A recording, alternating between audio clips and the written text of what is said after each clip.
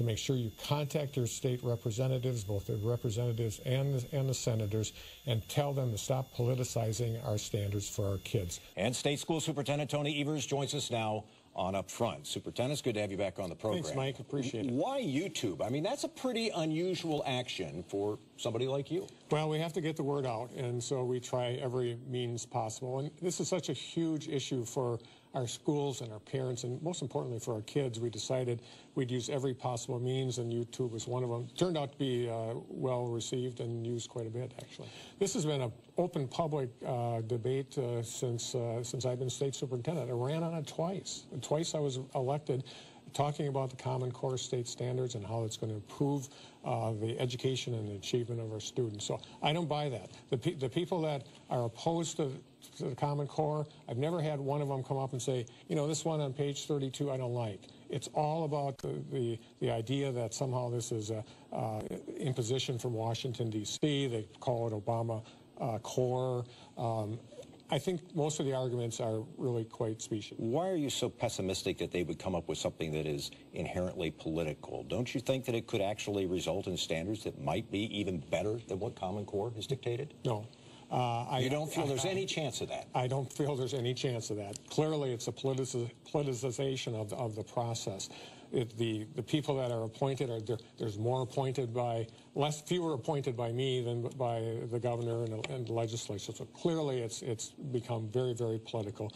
And if I don't do what Senator Vukmir wants and you know, sweep away the Common Core, the legislature will absolutely oppose it.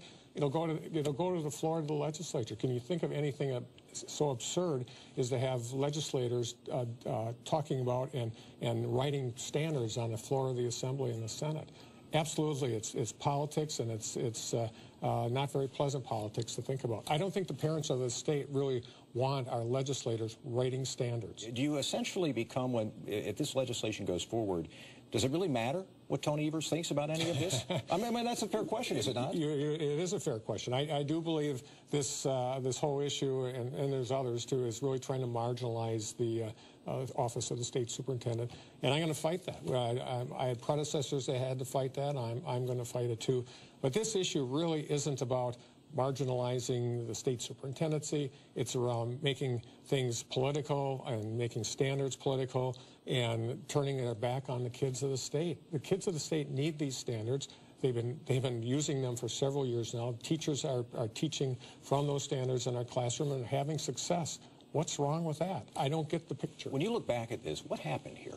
Why did something that you and a number of other educators around this country, some business people, people were involved in coming up with the standards, they thought this was a very good thing.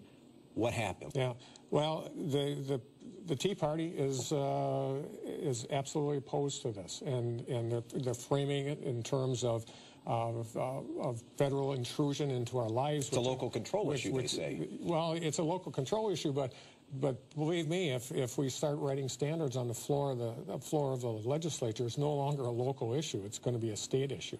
But they've claimed that. But the fact of the matter is the standards allow school districts to have any curriculum they want.